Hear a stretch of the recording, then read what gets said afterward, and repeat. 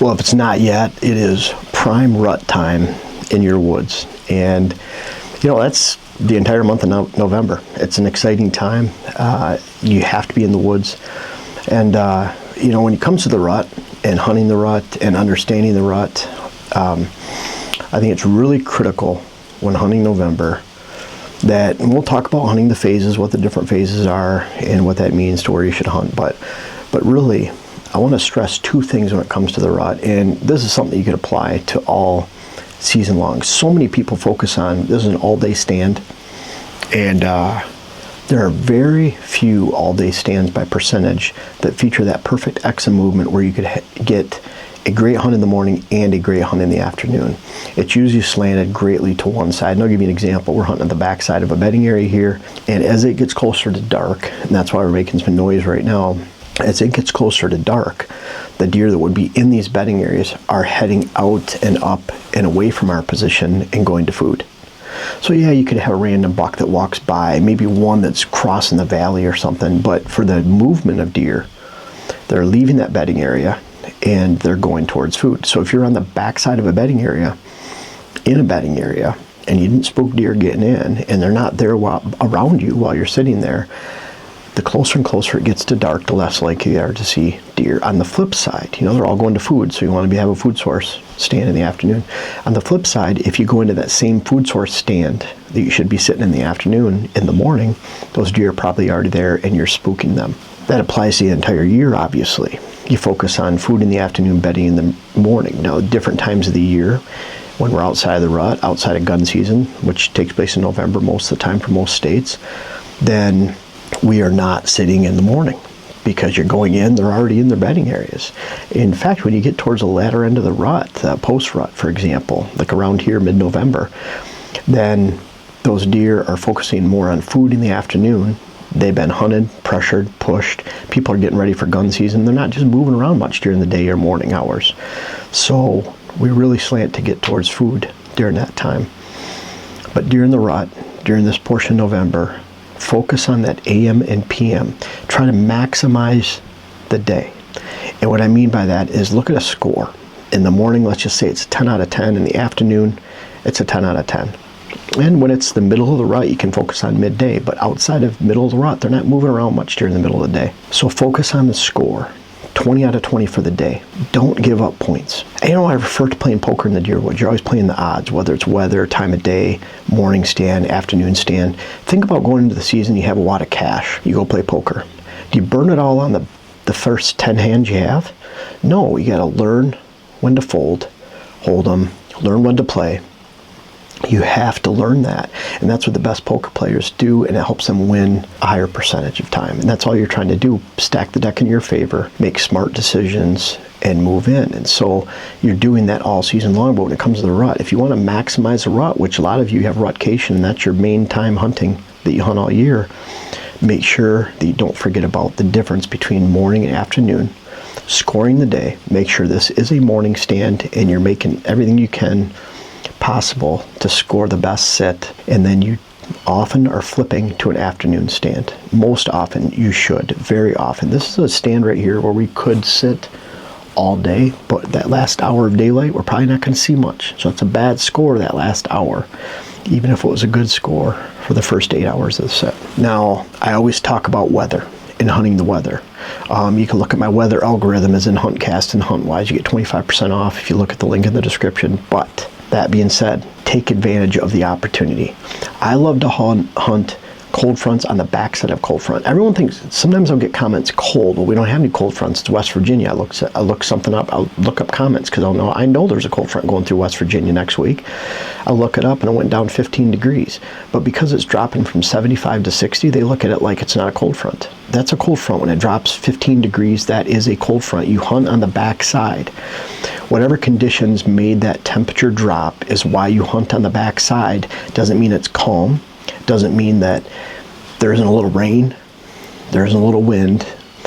It means that everything subsided that brought those temperatures down, the highest winds, the worst and extreme weather. It's already made its way through. That's when you hunt, that's when you kill. When you watch all this taking place, temperature drops, wind speed drops, that's when I kill right there.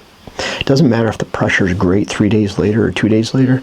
This is a time you can't miss, and that's what that algorithm is focused on. However, you can't miss the opportunity. And what I mean by that is the rut.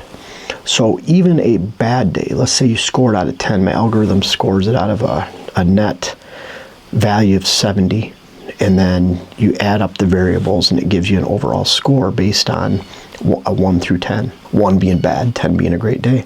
What happens during the rut is because it's a rut, there's a rut factor built in. Let's say there's a value of 2. So a 5 out of 10 day turns into a 7. A 3 out of 10 day turns into a 5. A 1 turns into a 3.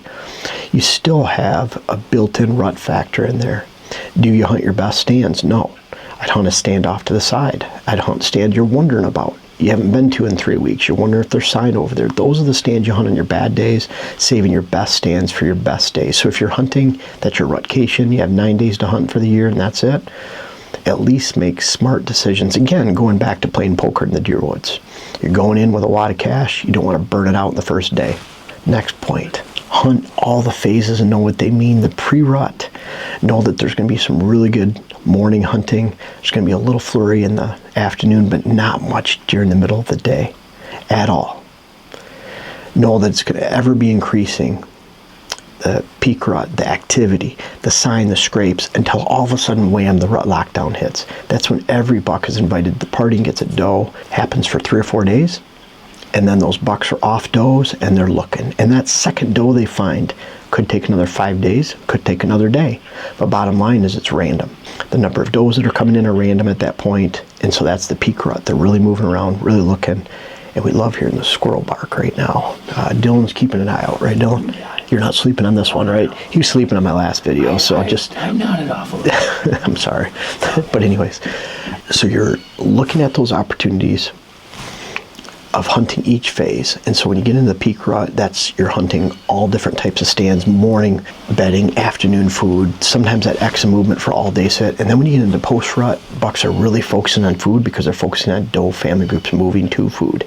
So then during the post rut, if I had to choose morning or afternoon, I'd be out there in the afternoon hunting a food source with a big pile of does, because those big boys that are moving from a long ways away are looking for their 3rd and 4th doe to breed. They only breed 2 to 4 in a given year, even the oldest bucks, in a given primary rut. Then there's gun season fitting in there. I've really messed up in the past by sticking out a pop-up thinking, well, it's going to be, opening day in 2 days, and I stick a pop-up out and I make a big commotion and I think everything's fine. You go in there and all of a sudden the cameras, sightings, everything's way down because you had that one commotion. Try to go into gun season. You're better off sitting on the ground next to a tree, sneaking in with the right wind, the right approach, going out of the way. I love that back door approach, meaning that you're coming in well around the bedding areas and food. You're getting into position, waiting for the deer to come to you at 9, 10 in the morning. Get on the opposite side of heavy cover from your neighbors that express a lot of hunting pressure. Get in that position. Wait for those deer to come to you. That's a great approach. You're just using your neighbor's pressure, maybe a combination of several neighbors. You're getting on the backside of deep cover, getting in the opposite way, and then waiting for the deer to come back to you. But bottom line is sneak into the gun season. Sneak in the days preceding the gun season, in the hours leading up to gun season, certainly on your way in. Take a very quiet sit. Might be that you're using a pop-up blind. You're putting that up. But you're doing it that morning quietly. You're getting in early, letting the woods settle down, and let the deer come to you. And always remember, throughout this entire rut, this is a marathon and not a sprint. That's really important to remember. You don't have to go and kill your buck the first weekend in November. You have the entire month. It's filled with opportunity. The entire phases of the rut. Learn how to hunt each phase. Learn why each phase is better than the other. And that gives you a lot of opportunity. So whether it be understanding afternoon, morning stands, weather versus opportunity, knowing when to go to a warm weather spot, maybe hunt a water hole off to the side they might go to on a bad day. Learn to get out of the wind when it's a super windy day. We're hunting low right now with big wind up top. Learn to hunt all phases. Learn how to sneak into the gun season. And then certainly remember, you don't have to kill your buck the first time out, the third time up. And that's why if you only hunt from a Saturday to a Sunday, you hunt 9 days of the rut, you're really missing out, because there's a lot of opportunities spread out over a 2.5 to 3 week period. Just in November alone, you have great opportunity during gun season. And oh, by the way, when you get into late November, there's some great opportunity over hidden food sources that are still intact, that deer don't think they're hunter pressured, and you can get in and have a great hunt. So November is obviously a month of opportunity. Take full advantage of all that November has to offer. Be stealthy, hunt like a predator, and enjoy everything that November has to offer for you as a deer hunter, because it only comes once a year. Thank you guys so much for watching the video. You're our best followers. You followed all the way to the end of the video. Really invite you to check out our website. We have our Earthway spreaders for sale, great Christmas presents. We're booking clients right now, all 5 of us. So by the end of December, it seems early, but by the end of December, our schedule will be booked for 2025. It's hard to believe. I'm already booked for December and most of January, February. We have our web classes, the Rut web class, how to design your whitetail property, and really important, hunting hills and thermals, understanding the wind. Those are great products on our site, all the books. Thank you so much for watching all the videos, buying the seed that you did this year. Really appreciate you.